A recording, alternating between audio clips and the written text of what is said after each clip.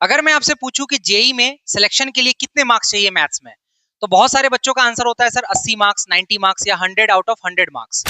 तो ये बहुत बड़ा मिथ है जिसको मैं अभी तोड़ने वाला हूं बच्चों। अगर आप जेई मेंस में या एडवांस में अगर 30 से 40% आप क्वेश्चन सॉल्व कर लेते हैं बच्चों, आपका रैंक फिक्स हो जाता है बच्चों, आपका सिलेक्शन हो जाता है बच्चों। तो सर इतने कम परसेंट लाने के बावजूद भी बच्चे मैथ्स में स्ट्रगल क्यों करते रहते हैं बच्चों? तो इसका मेन रीजन इंटेलिजेंसी नहीं है, उनका अप्रोच होता है।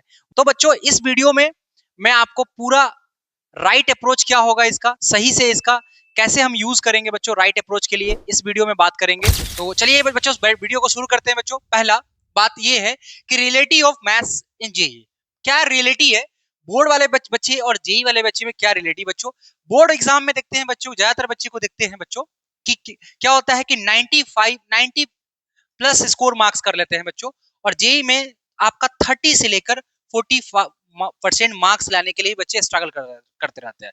तो बच्चों इसके पीछे क्या कारण है जिसे कारण से जो है बच्चे गलतियां करते हैं, तो बच्चों डिस्कस करेंगे। अब देखिए रियलिटी में क्या है, अगर रियलिटी की बात करूं बच्चों, तो आपका जो कंपटीशन है, रियल कंपटीशन जो बच्चों है, वो आपका है कितने स्टूडेंट्स में। अगर ज्यादातर बच्चे आप देखिएगा तो रियल कंपटीशन बहुत ही कम है।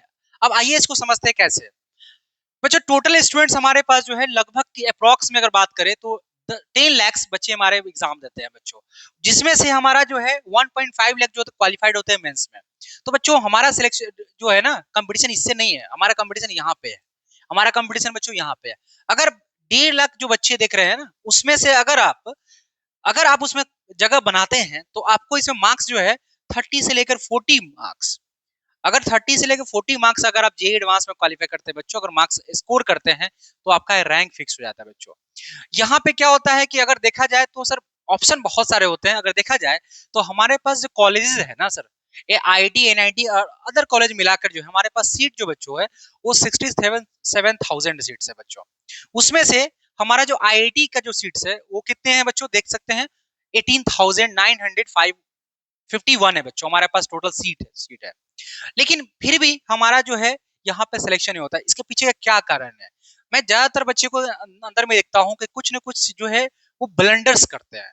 ये ब्लंडर्स क्या है बच्चों, अब देखिए हम लोग जो है जो बच्चे इसमें हैं, अभी वो ब्लंडर्स के बारे में बात करेंगे। पहले इस बात को डिस्कस कर लेते हैं कि हम लोग कितना मार्क्स स्कोर करेंगे जिसके कारण से, जिसके वजह से हमारा जो है रैंक इंप्रूव हो जाएगा, हमारा रैंक क्लियर हो जाएगा, मेरा रैंक डिसाइड हो जाएगा बच्चों। अगर आप 33% अगर आप मार्क्स स्कोर करते हो तो आपका जो है बच्चों 10K के मतलब 10,000 के बीच में रैंक आपका आ जाएगा बच्चों।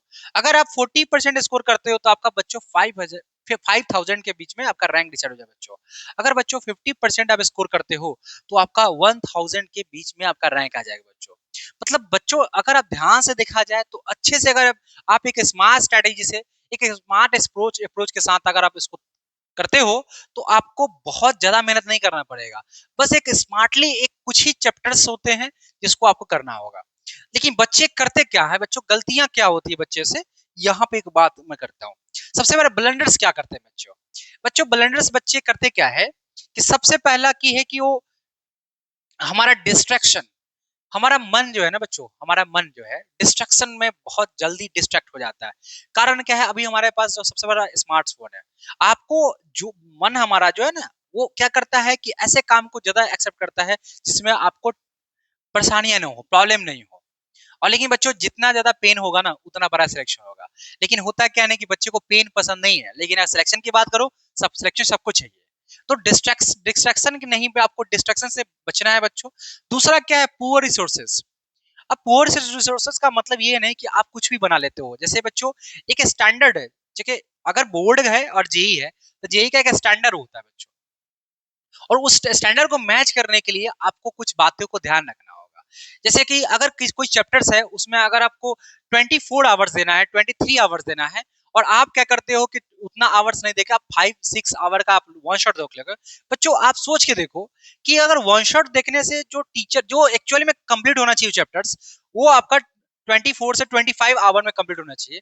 और अगर वन शॉट में देखा जाता है तो वन शॉट में देखा जाता है तो आपको 6 से 5 आवर में आपका जो है वो चैप्टर कंप्लीट हो जाता है बच्चों। सोचो बच्चों कि उसका लेवल क्या होगा, क्या आप प्रैक्टिस कर पाओगे? क्योंकि मैथ्स जो होता है ना बच्चों प्रैक्टिस पे बना हुआ है। और आप जो है 5-6 घंटा में जो क्वेश्चन टीचर जो लाते हैं वो कितने क्वेश्चन लाते हैं। तो इस बात को ध्यान रखना है, जो जितना टाइम लगना चाहिए उतना ड्यूरेशन आप दोगे।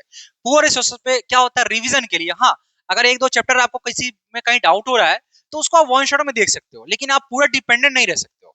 तो रिसोर्सेज बच्चों आपका जो है पुअर नहीं होना चाहिए, एक ऑथेंटिक रिसोर्सेज होना चाहिए, स्टैंडर्ड रिसोर्सेज होना चाहिए, क्योंकि आप जो तैयारी कर रहे हो बच्चों एक स्टैंडर्ड एग्जाम की तैयारी कर रहे हो, तो आपका लेवल भी एकदम स्टैंडर्ड होना चाहिए।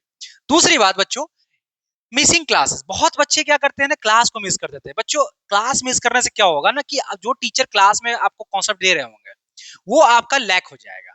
और चूंकि मैथ्स में आपका क्या है, कॉन्सेप्चुअल क्लैरिटी होता है, आपको मल्टीपल कॉन्सेप्ट पे सवाल देता है, तो मल्टीपल कॉन्सेप्ट देता है तो आपको क्लास रेगुलर डालना पड़ेगा। और बच्चे क्या करते हैं, हाँ मिसिंग कर देते हैं क्लास, जिसके कारण मिस करने से क्लास क्या होगा कि आप जो है उतना अच्छा आपका पकड़ नहीं हो पाएगा, और आपका जो ये जो है ना थिंकिंग लेवल वो डेवलप नहीं हो पाएगा।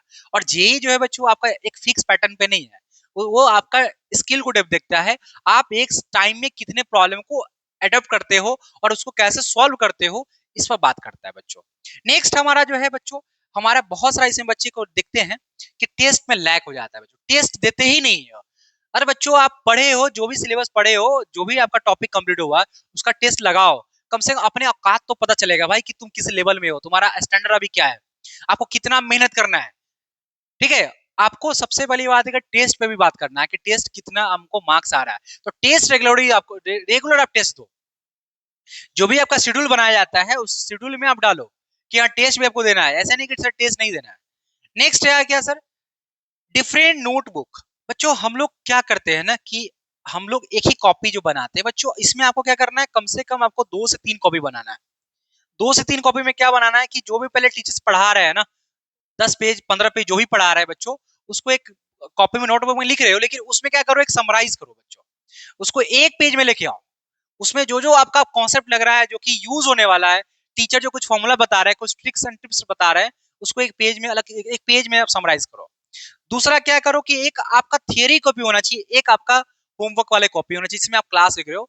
बच्चों एक बात ध्यान रखना, एक कॉपी और बनाना, जनरली आपको 4 कॉपी होना चाहिए। एक तो आपको जो क्लास में टीचर पढ़ाते हैं, दूसरा आपका जो होगा जो जिसमें आप रिवीजन करोगे, और एक इसमें आपका होना चाहिए जेई लेवल का, जिसमें जेई लेवल का टीचर जो क्वेश्चन करवा रहे हैं, जेई मेंस का जो क्वेश्चन करवा रहे हैं, साथ साथ इसको आप एक अलग कॉपी में इसको बनाना।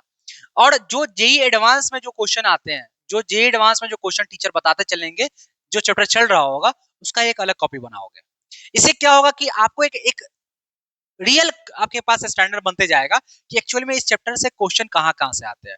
और रिवीजन, चूंकि आपको तो जेई देना है ना बच्चों, तो जेई के लिए क्या करना पड़ेगा, आपका प्रिपरेशन भी उसी तरह से होना चाहिए, आपका लेवल अलग होना चाहिए बच्चों, क्योंकि आप तैयारी भी कर रहे हो लेवल अलग एग्जाम का, तो आपका अलग अलग तरीका होना चाहिए। और बच्चे का क्या होता है, रिवीजन ही नहीं करते बच्चों, ये रिवीजन बच्चे का एक ब्लंडर और भी है, बच्चे रिवीजन नहीं करते बच्चों। आप लाख पढ़ लोगे बच्चों, लेकिन जब तक रिवीजन नहीं करोगे बच्चों, सक्सेस का मेन की है रिवीजन। और रिवीजन क्या करोगे बच्चों, जैसे कि मैं बताया कि आप 10 पेज को टीचर पढ़ा, 10-12 पेज, तो उसको एक पेज में समराइज करोगे। आपको एक पेज में क्या करना है, समराइज करना है।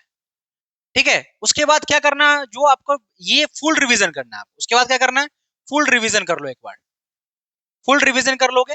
और उसके बाद आपका क्या होगा कि अगले दिन जब आप एक बार फुल रिवीजन कर लोगे, जब समराइज करोगे, आप क्या करोगे, जो 10 पेज में से जो एक पेज में से कंटेंट आप रेडी करोगे, खुद से एनालाइज करोगे कौन सा पॉइंट है, तो आपको पिक करने आ जाएगा कौन सा चीज आपको रखना है, कौन सा चीज आपको नहीं रखना है। ये बहुत बड़ा रोल प्ले करेगा बच्चों आपको एग्जाम में। अब उसके बाद आपका जो है लास्ट टाइम में रिवीजन जो है, आप रेगुलर आप इसको 10% रिवीजन कर सकते हो। इससे क्या होगा, जब आपका चैप्टर ये 10 दिन 15 दिन में जब तैयार होगा, तब तक आपका चैप्टर जो है 3 से 4 बार आपका गो थ्रू हो गया रहेगा। तब इसका जब टेस्ट लगाओगे इस चैप्टर का, तो आपका कॉन्फिडेंस लेवल बच्चों अप हो जाएगा। तो सबसे बड़ी बात इस बात का भी ध्यान रखना है कि हमारा लेवल कैसे इंक्रीज करेगा। ठीक है बच्चों, तो ये इतने सारे ब्लंडर्स है जिसको बच्चे अक्सर बच्चे करते हैं। अब इसमें हम लोग को जो है ये तक क्या क्या बच्चे नहीं करना चाहिए और बच्चे करते भी है। अब है कि बच्चों को क्या क्या करना चाहिए। बच्चों सेल्फ स्टडी सबसे इंपॉर्टेंट है। हम लोग क्या करते हैं, केवल क्लासेस करते हैं, बस उतना ही करते हैं।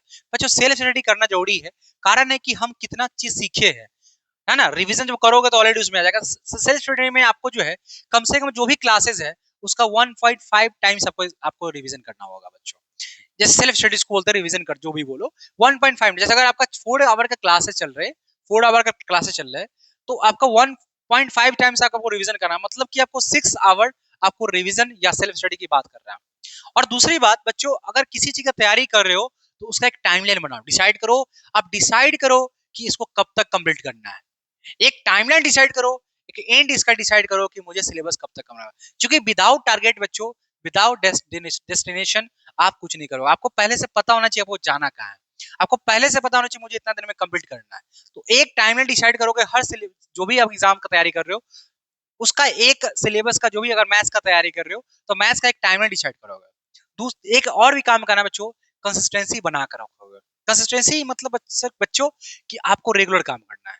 आपको मन नहीं है, आपको बुखार है, सर मन नहीं कर रहा है पढ़ने का, मन बच्चों, ये मन को आप हमेशा, जो आपका माइंड है ना, उसको हमेशा काम दो, क्योंकि ये माइंड काम करने पे ही डिपेंड है। आप काम दोगे ये करना स्टार्ट करेगा। शुरुआत में मना तो करेगा, लेकिन धीरे धीरे आपका हैबिचुअल हो जाएगा बच्चों। उसके बाद क्या है, एक इंपॉर्टेंट चीज है बच्चों, टीचर का सिलेक्शन। बच्चों टीचर का सिलेक्शन भी आपका एक कथा है। हम कहा जाता है कि एक सही टीचर आपको, लक की बात होती है आपको सही टाइम पे मिल जाना। तो बच्चों ये भी ध्यान देना कि आपका टीचर का जो, अगर आप क्वेश्चन, टीचर आपको पढ़ा रहे हैं और क्वेश्चन आपसे सब सॉल्व हो जा रहा है बच्चों, आपका लेवल, जो टीचर जो लेवल पढ़ा रहे हैं उसका सब कभी सिलेक्शन नहीं होगा। वो टीचर जो आपको पेन दे रहे हैं, आपको वो टीचर जो आपको हमेशा आपको कुछ ना कुछ बात में अटका रहा है, कुछ ना कुछ क्वेश्चन आपको दे रहे हैं और आपको हमेशा उलझा कर रखे हैं क्वेश्चनों में, आपको हमेशा एक पेन दे रहे हैं क्वेश्चन के माध्यम से, समझो तुम्हारा लेवल चेंज हो रहा है। अगर अब तुमको मजा आ रहा है सर, तुमसे क्वेश्चन सॉल्व हो जा रहा है, बच्चों आपका लेवल नहीं है।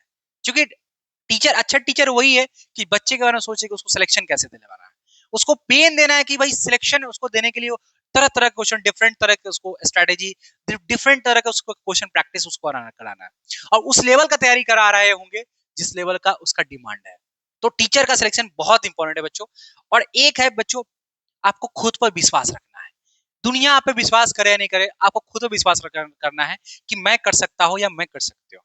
क्योंकि बहुत बड़ा इंपॉर्टेंट रोल प्ले करेगा बच्चों। क्योंकि क्या होता है ना कि आपका विश्वास, आपका बिलीफ सिस्टम अगर आपका अच्छा हो, ठीक है, तो आप कोई भी चीज ना होने वाला काम भी आप कर लेते हो।